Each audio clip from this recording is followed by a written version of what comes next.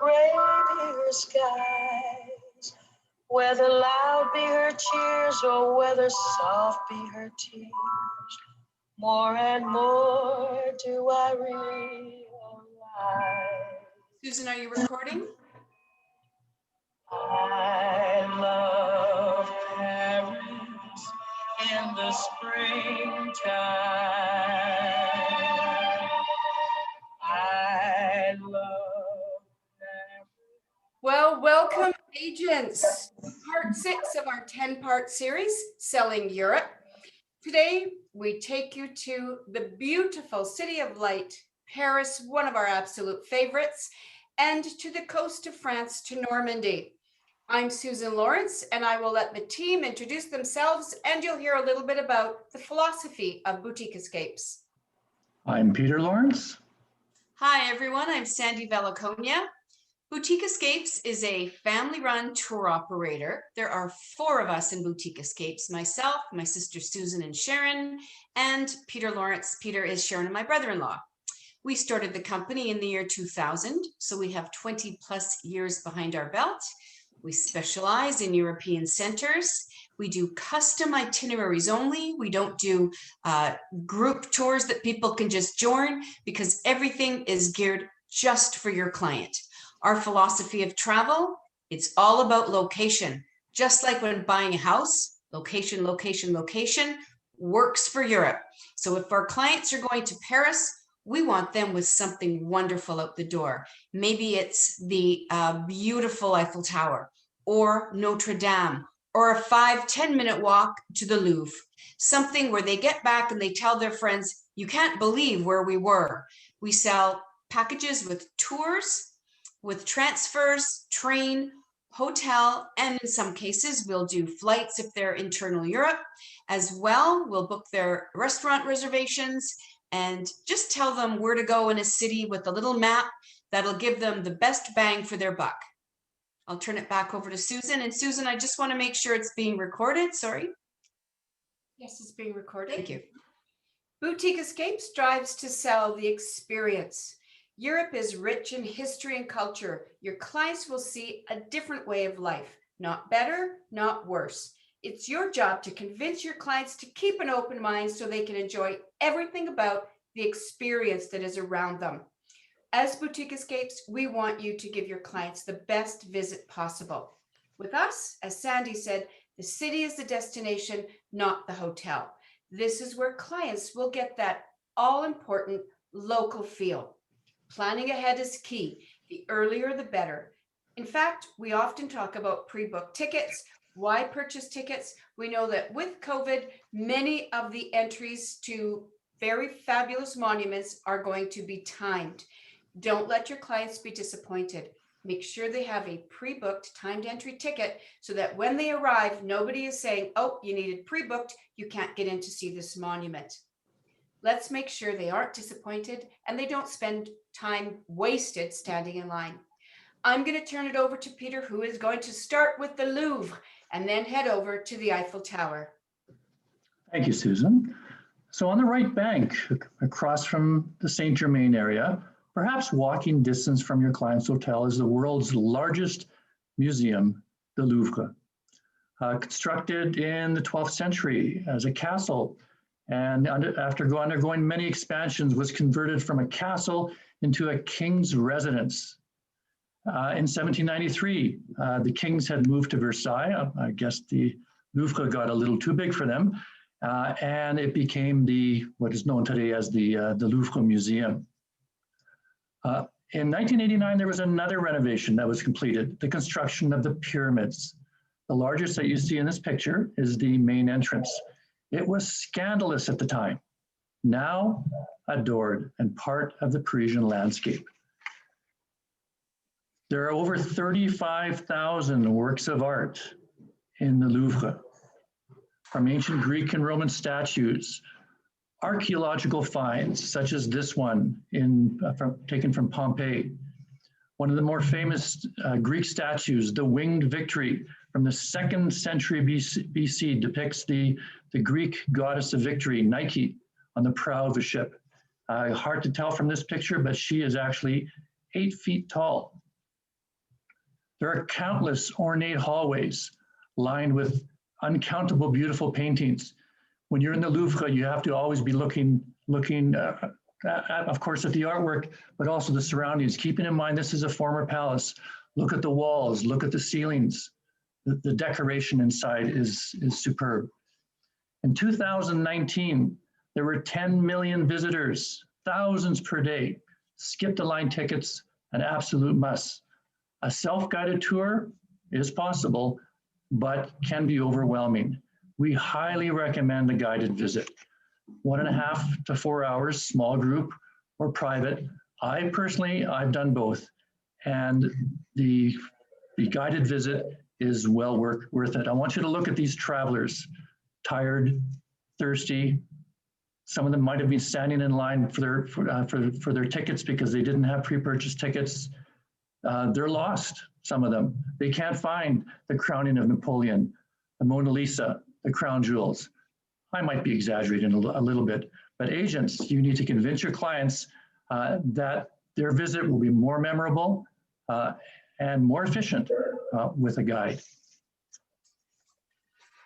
Here you have, we were with a guide and we found the crowning of Napoleon. This painting is 20 feet tall. It is a beautiful work of art. And if we look at the historical significance of it in the next picture, the close-up, you'll see Napoleon taking the crown away from the Pope and placing it on his head. Very symbolic. With the help of our guide, we were able to find the Mona Lisa, of course. Notice the room is a little plainer. The focus is on, and she's right in the middle of the room. Your clients might be a little surprised at how small she is. Don't tell them. Let them discover that themselves. But of course, it is a must-see in the Louvre. We have come across the room holding the French crown jewels. But before we even look at the jewels, look at that room. This was, again, a former palace. This could have been a reception room, a dining hall. Look at the ceilings. As you walk through the Louvre, you see this through all the hallways. And of course, yes, and we have a close-up of a fresco. And of course, the crown jewels. Right outside the Louvre, the gift shop. This gift shop, you'll find higher end merchandise, higher end than what you would find on the streets of Paris. Well worth the visit after their tour of the Louvre. Like the Colosseum to Rome, the Duomo to Florence, the Eiffel Tower is to Paris and France. This left bank monument, iconic monument, is a must-site visit.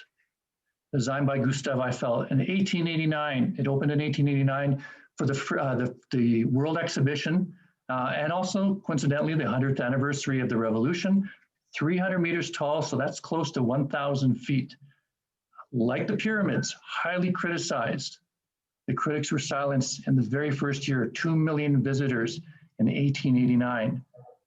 Current annually, 7 million, pre-COVID, 7 million people a year. Skip the line tickets a must. No ticket could mean a 2 to 3 hour lineup. You will still line up with tickets, but the lineup will be much, much shorter. Boutique escapes will include detailed instructions of where to go when they arrive at the Eiffel Tower, how to line up, all the information in detail. And if you notice on this sign, north, this is the north pillar, visitors with reservations. Okay, pre-book tickets are a must. Boutique escape tickets will always include the summit availability dependent.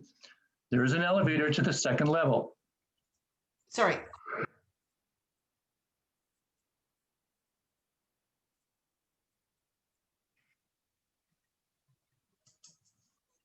From where there are breathtaking views of Paris.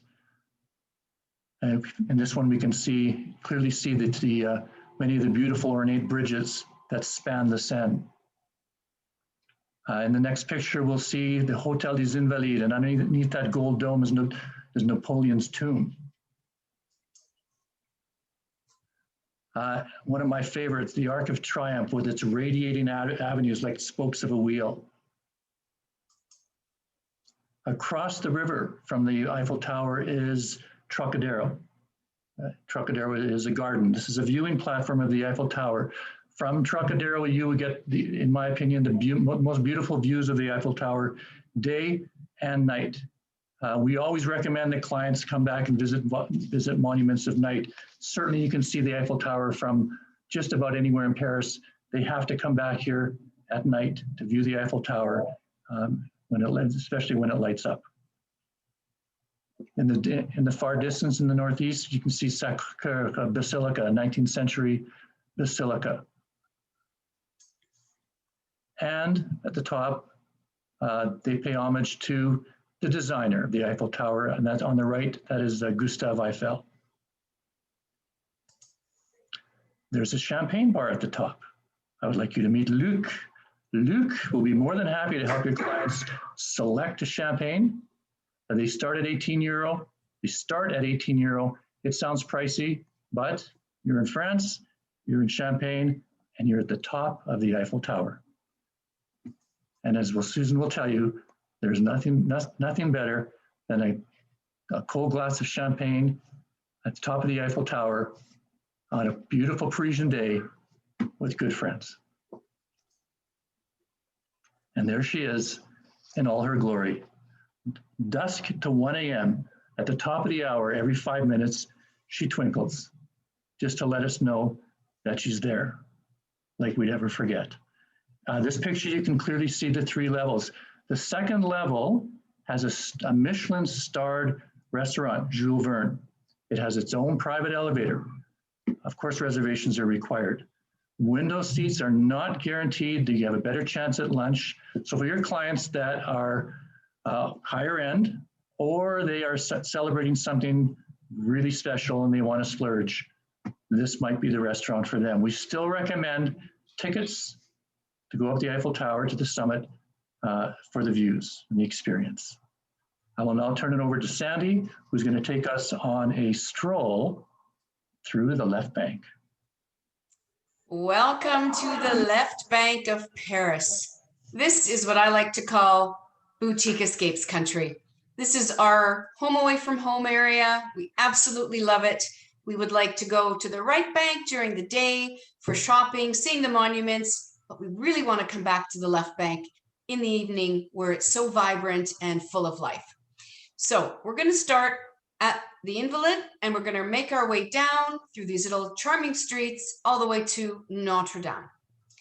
So as Peter mentioned, this is Les Invalides, and underneath that dome is where Napoleon's tomb is. Also underneath that dome, you will find a little radiating of about 5 or 6, not chapels, but 5 or 6 sections where you will find major players' tombs that were in French military. For example, Marie Foch is buried there. He was a general in World War I. It's to do an invalid tour is incredible when you really go through it and you see just how intense the military history of France is. It's best done on a private tour, and in that case, you'll go through many details. You'll pass a private chapel. It is quite an interesting visit. Next, I'm going to go through this beautiful little barge that's actually a restaurant. It's Calife, and it's a smaller boat that does full dinners. You can also have your clients do the boats that start and stop at the Eiffel Tower. This stops at the Bridge des Beaux-Arts area. And the beautiful thing about being on the water, of course, is seeing the monuments lit at night. Both this boat and the ones that leave from the Eiffel Tower area will go past it on the hour so that everybody sees it twinkle. Now we're going to move to Musée d'Orsay, the d'Orsay Museum. This is houses the largest collection of Impressionist and Post-Impressionist art in the world. It is the 10th most visited museum in the world as well. And this is where you find the most amazing collection of Monet, Van Gogh, Renoir, Degas, all the key players in the Impressionist period. This was actually a train station that is converted, and you can see the clock here. We're going to also see the inside picture of the clock, which is one of the iconic things to see, and for sure for your clients to take a photo of when they're inside. Just going to go through some photos. These are some of the masterpieces that are in the Musée d'Orsay. Renoir, as I mentioned. And Monet's. Just incredible. And I mean, clearly this doesn't do them justice, but when you're up close, you can see the brush strokes and you can just feel his house Giverny when you see this photo, this painting.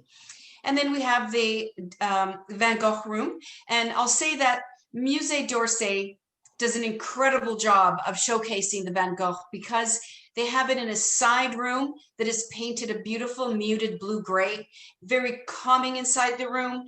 And it's almost a revered location in the museum. Not very many people will speak because they are taking in the incredible masterpieces of this man, Van Gogh. There's the clock. You can see it's ornate, it's beautiful. Just behind here, if it was a clear day, you could see Sacré-Cœur. So it is really an interesting museum to visit. They have sculptures in there as well. Now we're going to go on a little food walk behind the d'Orsay to Notre Dame. And I'm going to say that the best way clients can really do a food is to do a food walking tour, whether it's a cheese tour, a wine tasting, or an actual food walking tour, chocolate or savory foods. This is a way for them to discover smaller neighborhoods away from the big monuments on the right bank, or certainly away from the larger areas of the Champs-Élysées and the stores. They can go to the Marais. They've got walking tours there, Montmartre. This is a left bank food walking tour. This little shop is actually the street that's just behind the Musée d'Orsay, one of the best in the city. It's called La Cacautier, and chocolatier is, of course, a French word for people who make chocolate. It sounds so nice, though, a chocolatier. Speculoos, something that you'll find all over France. It's their, I think, #1 cookie. When my daughter was there for her 3-month exchange, she came back with, I think, about 20 boxes of speculoos. It's popular with kids and adults. You can even see they've got speculoos chocolates in this shop. So very, very French. We've got truffles, of course, another very French chocolate dessert. Eiffel Tower is so a great little piece of tourism to bring back for your clients or yourself. And of course, champagne bottles and chocolate. Just want to show you the small streets. Look how charming that is. No cars down here, just bikes and people. At the end, you can see one of the towers of St. Sulpice. St. Sulpice was the church that starts the first chapter of the Da Vinci Code by Dan Brown, and I'm sure many of you have read it. It takes you through the streets of Paris for sure. And here it is, St. Sulpice. This photo is actually from the Eiffel Tower. Susan's got it behind her. This area is wonderful for chocolatiers and little shops to visit. Right in this area where the trees are, you will find this man's shop, Pierre Hermé. He is the man that brought macaron cookie to the forefront. He used to work for Ladurée, and he came up with the new design, shall we say, because a macaron cookie has been around since, I believe, the 40s. So Pierre Hermé was the man that did that. He then left Ladurée and went on to his own.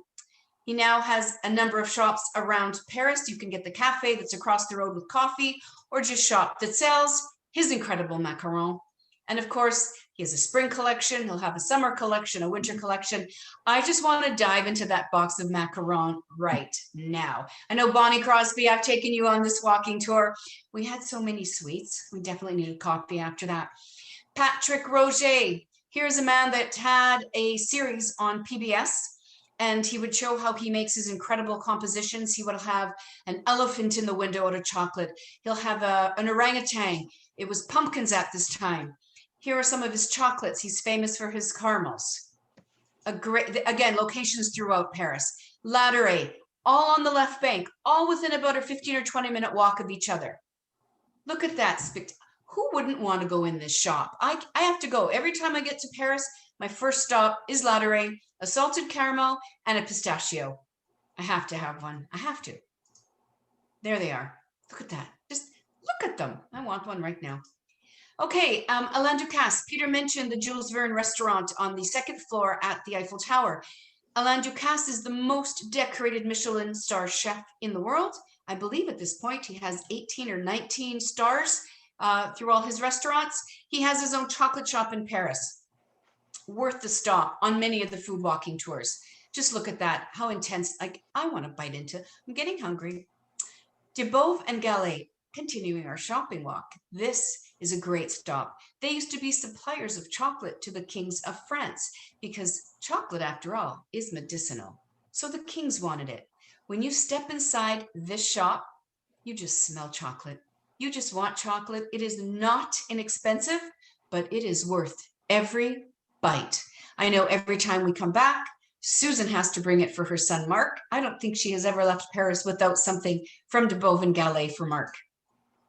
I mean, again, just look at, you can see how alluring these look when you get in the shop and how easily it is to buy at least 5 or 6 pieces, easily. Henri Leroux, continuing our walk, we're going to go to this man who was a very famous caramel maker as well as chocolatier, but we go for his caramels. They are incredible. And some people may need a visit to the dentist after this shop. Just going to put that fair warning out. Brush your teeth after this. Your clients are going to find them a little sticky. Inside his shop with some of the chocolates. Again, look how just pristine this shop looks. French people take their chocolate very seriously. Now we're going to go to a fun shop called Peppolini. This sells only puffed pastry. They're just little tiny choux pastry filled with delicious. This one has a lemon filling. They have strawberry, raspberry, salted caramel. This was our favorite. We would have 2 or 3 of these a day. This is why, ladies that are out there, we bring our scales with us, because if we didn't, we would have 10 of these a day. Susan will attest to that fact. Okay, now going down the Rue de Bussy, which is another food street in Paris, restaurants, fantastic fish shops, little shops where they can buy take-home products, or your clients can picnic in their room, flowers, everything is beautiful. The Smiths is one of our favorite places on Rue de Bussy. They've got Bertillon ice cream, which is sold in very few locations in France. This shop has it. If you send your clients here, I highly recommend the salted caramel flavor. If the little cart is not out, they can always ask inside because they will still sell the ice cream even if this little cart isn't there. And there it is. This is what we go to Rue de Bussy for. We want to have the salted caramel ice cream. I mean, you can't imagine it. You have to taste it to believe it. Okay, now in front of me and behind me is the beautiful Cour de Commerce, which is just at the end of Rue de Bussy. If your clients were to pass over Rue Dauphine and turn to the right, they'll see Le Procope right here, which is the oldest restaurant in France. They even have a desk from Voltaire, who was a patron of Le Procope. Down this little passageway are little shops, little restaurants, and one of our absolute favorite restaurants, where I know many of you have been, is Jacobin. This is where, in my opinion, they have the best French onion soup in the entire city of Paris. It is incredible. It is oniony. It is beefy. It is cheesy. It is everything you think. So if your clients are asking, where should we go for French onion soup? La Jacobin. Easy to remember. Think of Jacob with I-N-E. And also, when you're on the left bank, when clients are on the left bank, it is easy for them to visit Sainte-Chapelle. We know Notre Dame is closed indefinitely because of the horrific fire that happened a few years ago. So now Sainte-Chapelle is a great alternative, and even not as an alternative, we would definitely recommend clients visit this, even if Notre Dame was open. You can see why. This is, in my opinion, the best collection of stained glass windows ever in Europe. When the light is coming through, it looks like this. It's purples, it's yellows, it's reds, it's greens. The color chartreuse was actually coined in this very chapel. This is where they say the thorn of crowns that Jesus had on is supposed to be. They claim it is. So one of the kings built this actually for the crown of thorns, and definitely clients need to skip the line ticket for this because they will see a 1 to 2 hour lineup outside. Inexpensive, even if your clients aren't going to use it.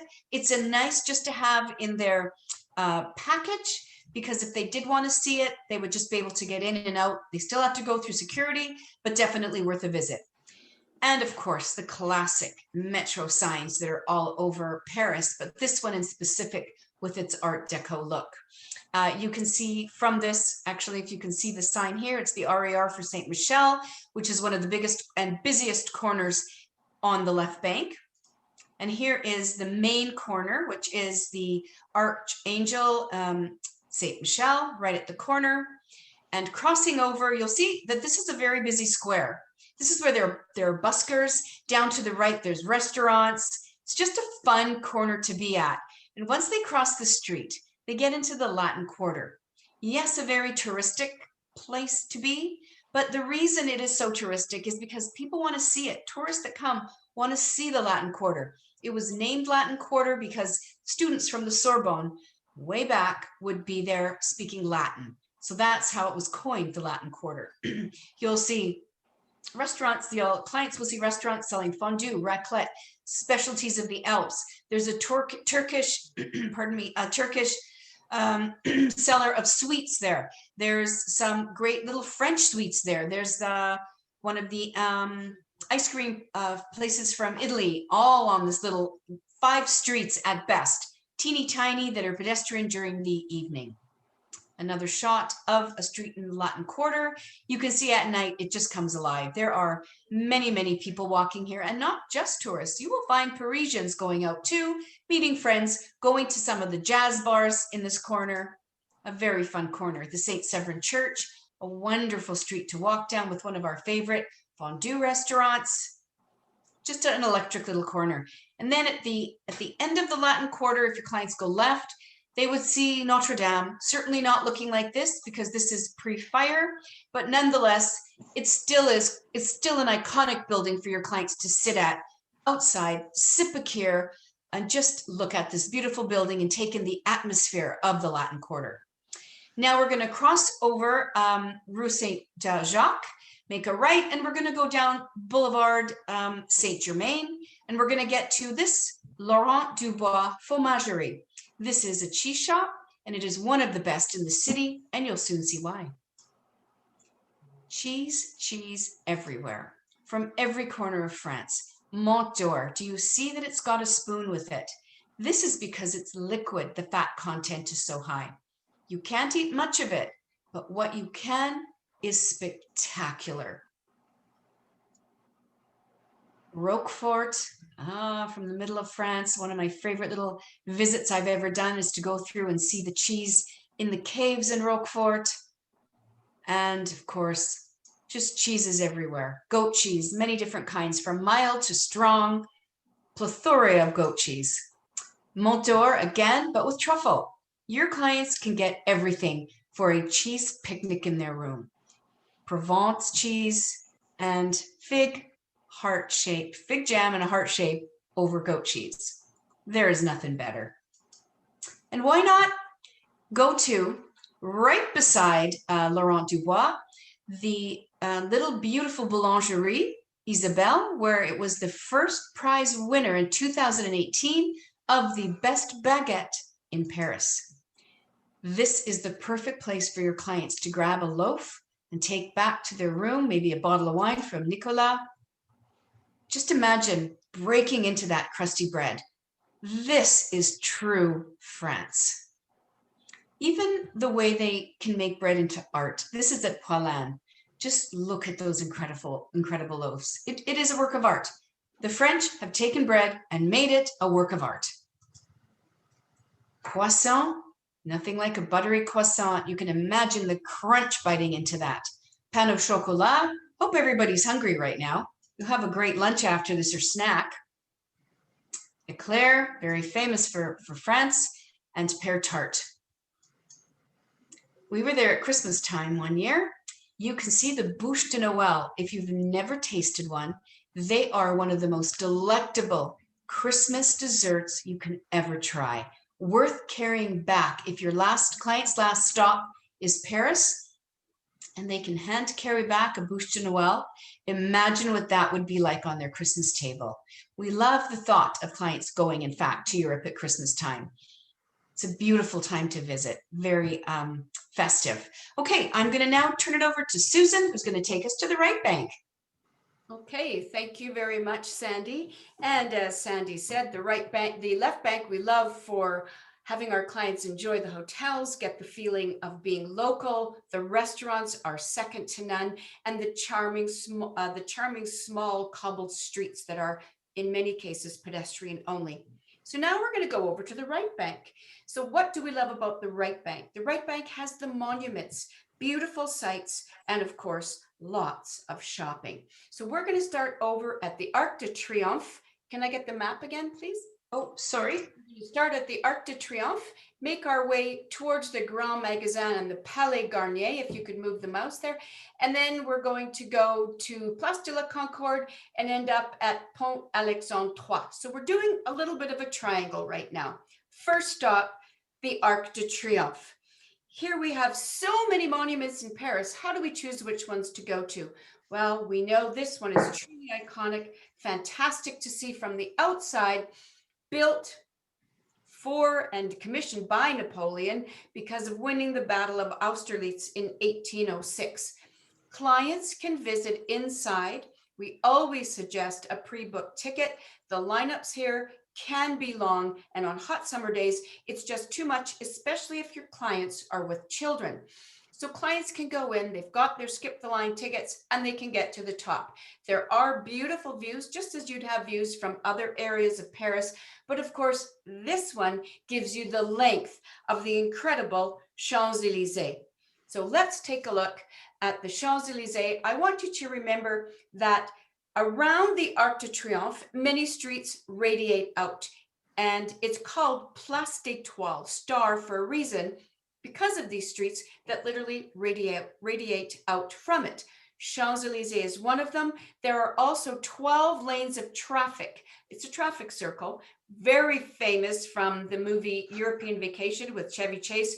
He can't find a way off of it. It is also listed as one of the most dangerous and stressful drives in the world, if you take a look on some websites. So once we're off of Place d'Étoile and we head down the Champs-Élysées, we see this beautiful, wide shopping street lined with trees. This is done on purpose. When this area was designed to be a grand avenue, they did plant these trees so that it would give the effect of being extremely long. And long it is. It will go from the Arc de Triomphe, where we're standing, all the way behind us to the Place de la Concorde, where we're going to end our visit. So from here, we're going to make our way to some of the shopping. Across from where we were standing right there is the flagship Louis Vuitton store. Many of your clients might be fans of Louis Vuitton. Of course, there are many Louis Vuitton shops, freestanding shops in Paris. This is the flagship store. It's at 101 Champs-Élysées. And for any of your clients who are fans, you're going to want to recommend that they go inside. It is 4 levels of glory with your bags, your men's department, your women's department, and of course the shoes. So a fabulous place for your clients to stop. Continuing on and thinking about shopping, we're going to get ourselves to les grands magasins. Grand magasin is the term that the French use for big department stores. And when we say grand magasin, we're referring to Galeries Lafayette and Printemps. This was developed over 100 years ago as a beautiful luxury bazaar. And you can see, take a look, each of those little sections may have a separate designer, some women's wear, men's wear, children's wear. The pièce de résistance at Galeries Lafayette is the domed ceiling. So we have a photo here of the domed ceiling. It is absolutely magic to see, best viewed from the very bottom, looking up. And if you can convince your clients to take the time to go to Galeries Lafayette, they really should go to the top floor where they can walk out and at no charge have views over Europe. Here's a photo of it at Christmas. Everyone waits to hear what it's going to be decorated like each Christmas. The top floor of Galeries Lafayette will take you to this amazing view. There we have a shot of the building itself and the people that are taking a look at the views. The next shot is the views. What we see first on our left is the opera. This is the back of the opera, and you can see on the far left side there's a green dome of the opera, but in the distance the Eiffel Tower as well. I want you to make note here that the buildings in this central area of Paris are not allowed to be over 8 stories tall. French people love the joie de vivre of not being closed in and cramped in around them in their city. So tall office buildings are not here. You're going to find the bigger apartments, the oil towers and the bank towers over in a section called La Défense, where the new Arc de la Défense is located. So continuing on across the street from Galerie Lafayette is Le Printemps, the second of Les Grands Magasins. From here, clients can take a quick walk, no more than 5 minutes, to the opera. And when I say opera, I mean the Opera Garnier. This one, commissioned by Napoleon III, was meant to be absolutely beautiful, a beautiful place for concerts, for opera, and for ballet at the time. It is marble, it is stone, it is gilt, it is plush fabrics. Everything that you can imagine that is beauty, including, as we look at the inside, crystal chandeliers. So on the next photo, you can absolutely see how inside, some 200 years ago, people would arrive in a coach, not a coach that we think of today, but an actual carriage, and they would pull up in front and enter this stunning building. Your clients can visit, they can get a ticket when they arrive, they can wander through on their own into areas where the public is allowed, or they can take a tour. But imagine, it's only 5 minutes walk from Les Grands Magasins, and here you are in this magnificent building. In the center of the building where you would watch concerts or watch a ballet, if you look up, you see the Chagall ceiling, done by Marc Chagall, famous artist, to simply give more beauty to this unbelievable building. When we leave the opera, we make our way to some of the finest shopping of haute couture in Paris. Here we've got Chanel, the flagship store on Rue Cambon. Here's Christian Dior. Absolutely, there are many stores around Paris. Find the flagship stores in this area if your clients want them. Christian Louboutin, again, the flagship store of Christian Louboutin. But all of this in the area of Rue Cambon and Rue Saint-Honoré. From there, we're going to take a quick walk to the area of the Madeleine and what we refer to as Place de la Concorde worldwide. This is the largest square in Europe. At the back there, you can see the Church of the Madeleine.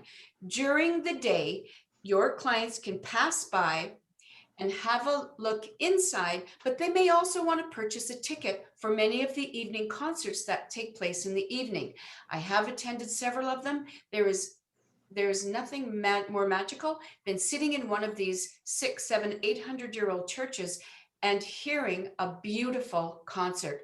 Many churches around Paris have this. Sainte-Chapelle, Sandy mentioned, is one of them.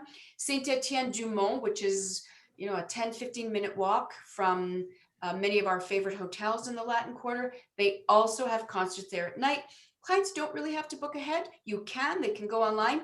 But instead, why not just figure out what day they're going to be free, what evening, grab some tickets, and then go to one of the concerts. Now, again, because of COVID, we're not sure how this is going to progress in the future, but certainly we can find out for you if your clients are interested once they have a Boutique Escapes package. But where we're standing right now is Place de la Concorde, notoriously known in the late 1700s as an execution point. In fact, this is where Louis XVI and Marie Antoinette were guillotined. Some 100 years later, this beautiful obelisk was put up. This is a Luxor obelisk that's approximately 3,300 years old, put up after being presented to the president of France at the time, and now erected on this point. So Place de la Concorde, very busy during the day. Your clients don't want to miss it. It is very near the Garden des Tuileries. The Tuileries Gardens actually have on-site two beautiful museums, the Orangerie and the Jeu de Paume, but it's also a place for Parisians to go and relax, created by Catherine de' Medici, who wanted reminiscent gardens of the Boboli Gardens in Florence. This was constructed. It is now a beautiful area where your clients can go after visiting the Louvre, sit down. They can even purchase a sandwich from the cart of Paul, the famous bakery, and sit and enjoy, just take in Parisian life, watch the people, watch the Parisians go about their life. It's easy to find a park bench, take in some sun, relax, and then head over maybe to the Musée d'Orsay that Sandy talked about. But take a look at this photo. From this point, you can see the Place de la Concorde, the obelisk. In the distance, you can see the Arc de Triomphe. And on a clear day, in the back, behind the Arc de Triomphe, you can see the Arc de la Défense, which is beside that tall office tower. So beautiful gardens where your clients can relax. Continuing on, from here, we can head over, it's not very far, to get to the most beautiful bridge in Paris, the Pont Alexandre III, where you can see the beautiful Hotel des Invalides in the background. This is known for people to have wedding photos taken here because of the vantage point. You can see the bridge, you can see the Invalides, and you can see the Eiffel Tower, which we'll see in the next picture. You can take a look at this vantage point. Imagine sending your clients here, just saying, after you've walked at the Place de la Concorde, here's the map, find yourself at this bridge, admire the bridge, and have photos taken, the bridge and the Eiffel Tower in the background. And they'd be in good company and might even notice a wedding party right there at the same time. Now we're gonna finish in Paris with photographs of Paris at night. This is during the evening, Champs-Élysées in the summertime, very lit up. The next image you're going to see is Christmas time. All of these trees are covered in lights, and we do absolutely recommend clients to visit Europe in the winter. As long as you dress for it, it is fantastic. Your clients are not going to have the same amount of tourists around them. Many more locals, French themselves visiting Paris to see family or any other country that your clients are in, but you really get the idea that it's fairy book land. Next photo is the fountains, I believe, fountains of the Place de la Concorde at night. And if your clients go out for a walk at night, as dusk approaches, the monuments start to light up. It is magic. The next one is the Ritz. So not far from Place de la Concorde, your clients may want to, whether they stay there or not, it is lovely to go in and have a glass of anything. Champagne, they can have a glass of red wine, but enjoy the atmosphere of the Ritz. This is the original Ritz and not a Ritz-Carlton, the Ritz Hotel, right in the square of Place Vendôme. And Sorry. Eventually coming up, we'll have a picture of Place Vendôme at night. Here is the bridge, Pont Alexandre III. You can see it at dusk as it lights up purple. This is magic. This is what your clients should be told to go have a look at, because seeing it in person is absolutely stunning. Next photo is as they walk back. It'll be darker. This is the Louvre at night, and there is nothing like returning from the Eiffel Tower at night on foot, easy to follow the river, and seeing all these monuments that you saw during the day. All of a sudden, they're coming to life to you at night. So continuing on, the signs everywhere to tell you what direction you want to go. It's pretty hard to get lost, especially if you stay by the river. Next photo, here's Place Vendôme at night. So this is what your clients would see near the Ritz if they went one evening. The Crillon is another lovely restaurant in Place de la Concorde. Clients can go in, sit, and just enjoy a glass of champagne or a glass of wine with a small treat, and they will experience the luxury that is Paris. The Sorbonne at night, a beautiful walk back from one of our favorite restaurants near the Luxembourg Gardens. And of course, the Eiffel Tower. I am going to turn it over to Sandy, who is going to continue and talk about Normandy. But first, we're going to do French food. All right, thank you. French food, a real quick visit of French food. Take a look at the menu here. You want to let your clients know that the best deal they're going to find is a prix-fixe menu. So whatever the chef has found at the market, or a truck that came by, yes, I want this, I want these vegetables, I want this fish. Have your clients take a look at the prix-fixe menu. Here's one. The next slide is a prix-fixe menu, a formule. This is lunchtime. So at a bakery, any of these ideas here, a panini, pizza, hot dog, lots of ideas, and it all comes with everything at the bottom. But this is where they're going to get big bang for their buck. They can take it back to their hotel room, enjoy their lunch there, and then do a big splurge in the evening. Next slide. This is one of our favorites, a restaurant with amazing views of the Eiffel Tower, I was actually here with a group at this time, and we had reserved tables with this amazing view. Sit for a couple of hours and watch the Eiffel Tower. This was an afternoon. Here we have some escargot. We always like to suggest that clients hit the signature dishes. Here's escargot. The next one is salmon. As we continue on with the slides, moule frite, absolutely a signature dish of France. Continuing on, we've got simply a glass of wine with charcuterie, absolutely fantastic, a small salad of charcuterie.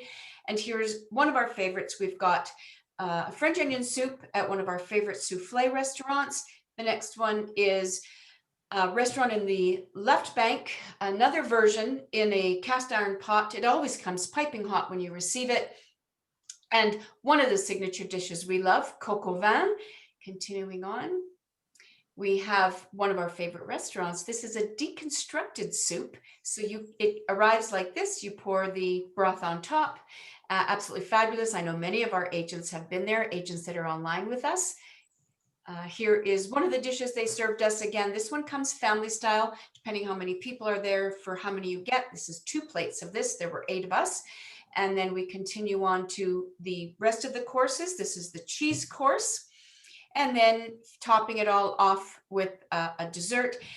This is at one of our favorite restaurants where we dine on souffle till the cows come home. We will have 3 meals of souffle, starter, main course, and then our dessert, which always ends with our Grand Marnier souffle.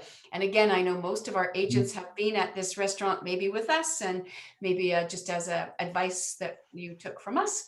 Continuing on, I can't remember if this is the end. Who could not finish with a beautiful French pastry? Here we have a chef making one. And this amazing, look what they've done with apple in this cake. Cut into it, it will ooze out beautiful apple cake. And these are the same. You cut into it and it will ooze out, pear, chocolate mint, strawberry, coconut as you crack into it.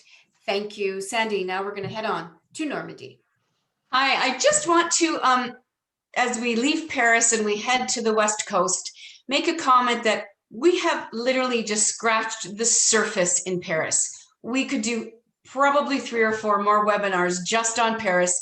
When we did our dry run, it was down to 1 hour and 30 minutes. So we really cut back quite a bit. Just so you know, if you do have clients going and they take a Boutique Escapes package, your clients do get a plethora of information from Boutique Escapes on the City of Light. But now we're going to leave and we're going to go to a revered piece of land for the country of France. Whether it's by train or whether people have a private driver, they can go from Paris for the day to the beaches of Normandy, the D-Day beaches. But our way, I think the best way, if your clients have some time, is to actually stay in the city of Bayeux, which is the small town that is the closest to all 5 of the beaches where the D-Day event of June 6th happened in 1944. So we're going to go on and we're going to go through to, there's Bayeux, and this is how close it is. So this is Arromanches-les-Bains. Up here that you see, this is Juno Beach. Colley-sur-Mer has the American Cemetery, and on the right, behind me, I don't know if you can see my cursor, but that is Juno Beach and the Canadian Cemetery. So let's go on. This is what's left of Mulberry Harbor, and this is what they see in Arromanches. So if your clients can stay there more than 1 day, they can do a tour that includes Arromanches. It is surreal to see the harbor that they built so that they could get all the supplies over from Great Britain of medicine, of tanks, of jeeps, of vehicles, of men, because once everything came over after the Allies had taken the beaches, they had to set something up so they could deliver all of this. So Churchill decided he's going to build a man-made harbor right there. That is what's left of the harbor. There are about 4 or 5 pieces. It gives me goosebumps literally to even talk about it. There's a museum right there, which is incredible to go through. It's not a splashy museum by any means. It's what I call a real museum. It just shows really what soldiers went through. It gives topography of the area, some of the reasons why some of the things happened, like Omaha Beach. You can also have your clients visit Caen, C-A-E-N, which has a huge memorial to the Allies landing in Normandy. It is one of the best visits as well. incredible, and only about 30 to 40 kilometers from Bahia. But again, if clients stay in Bahia or if they stay in Cannes, they can visit these museums. On day tours, they don't have the time. This is the American Cemetery right next to Omaha Beach. This is one of the most incredible things somebody can see in their lifetime. The incredible amount of crosses, the wall of soldiers that are still missing in action, and then they put a little snail beside those that bodies have been found since the building of the memorial.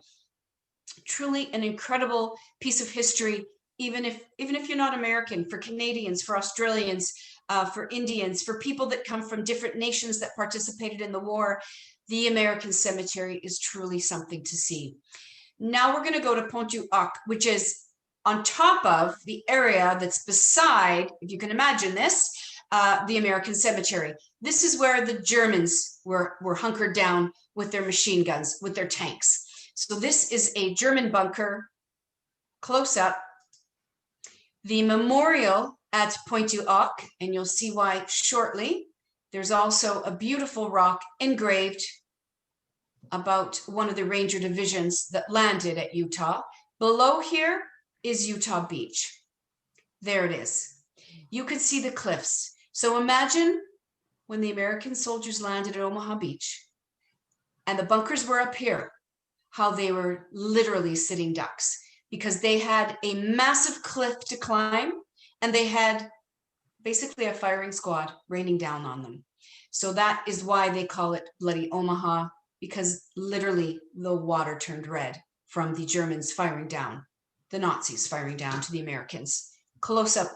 These are things that really, to me, as part of the allies that Canada and the US were, it really is something that every human in our great nations should go see, because it truly gives you what those soldiers went through to give the world their freedom back. It's absolutely one of my favorite visits to go to Normandy D-Day beaches, the D-Day beaches.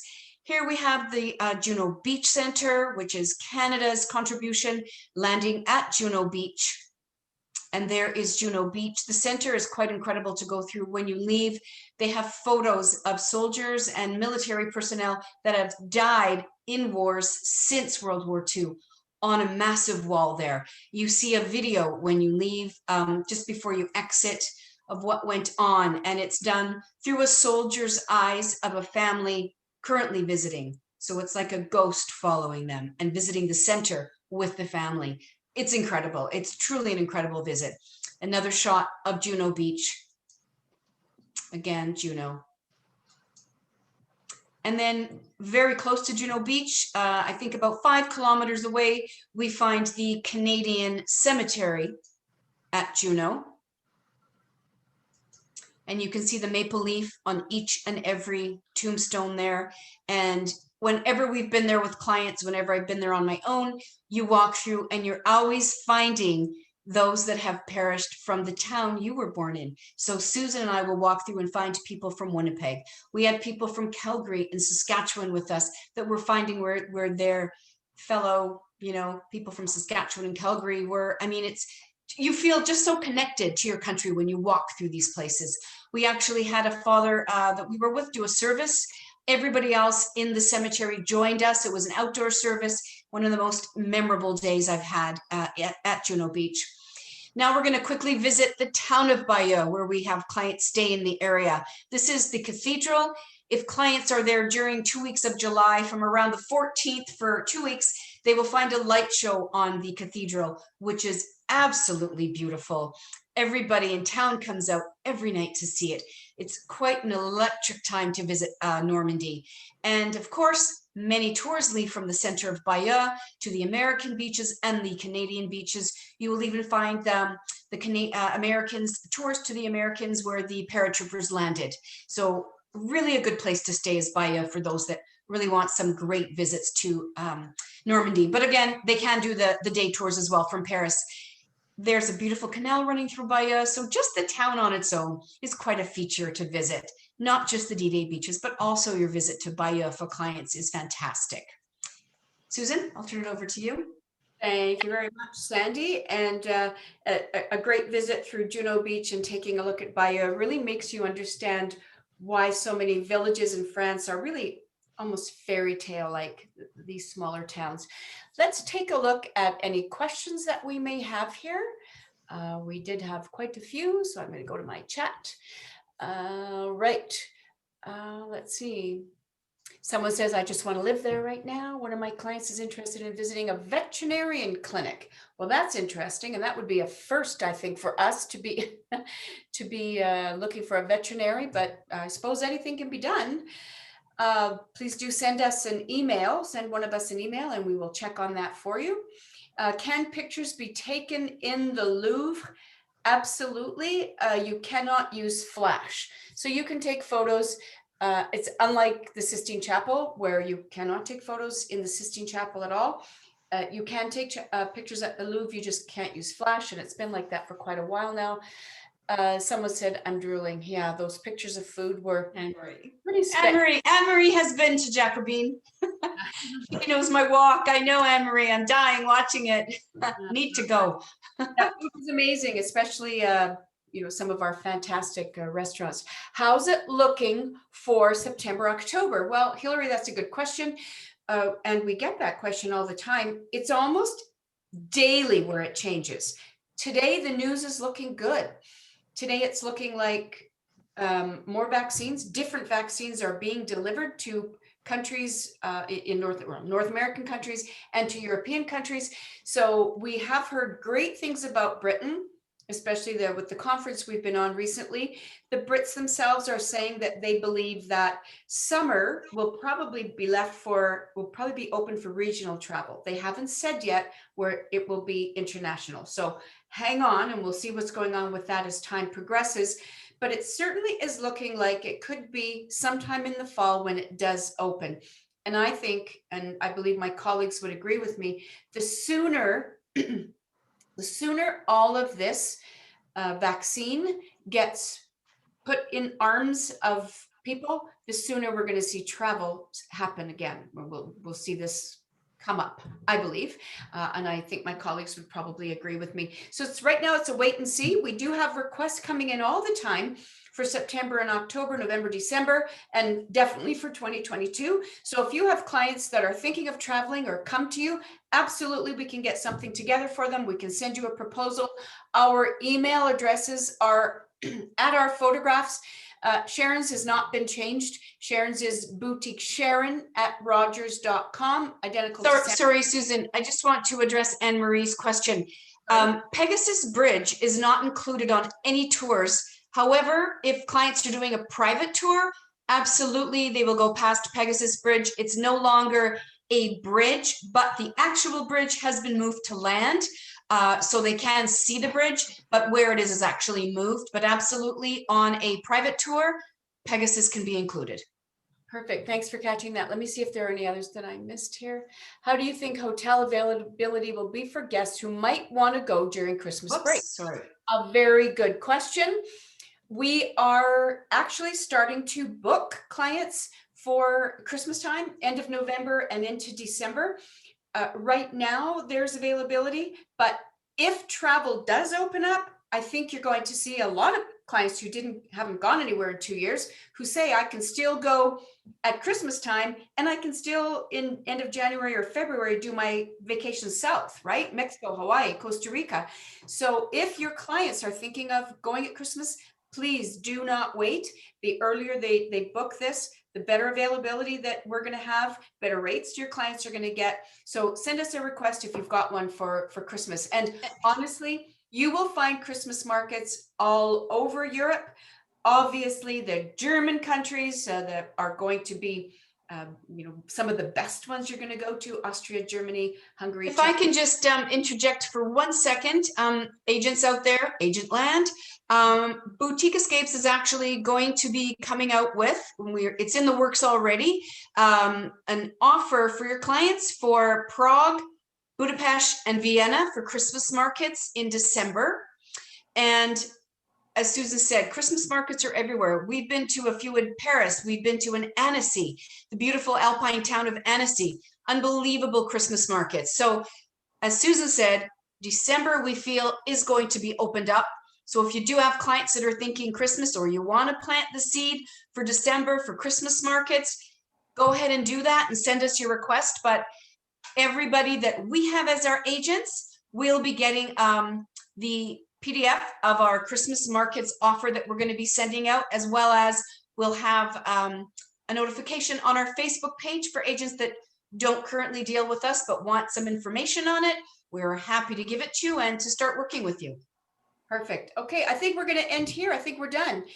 Again, if you have any questions, feel free to send us an email, give us a call. And honestly, if you would like us to chat with your clients, we're happy to do so with you as a third way call on the telephone, or some of us are able to do Zoom calls with your clients. So we're going to leave you there. Thanks very much, and join us next Thursday when we do Provence and the Côte d'Azur. Goodbye, everyone. Bye, everyone. Bye. Thanks for joining. À bientôt. Bye-bye.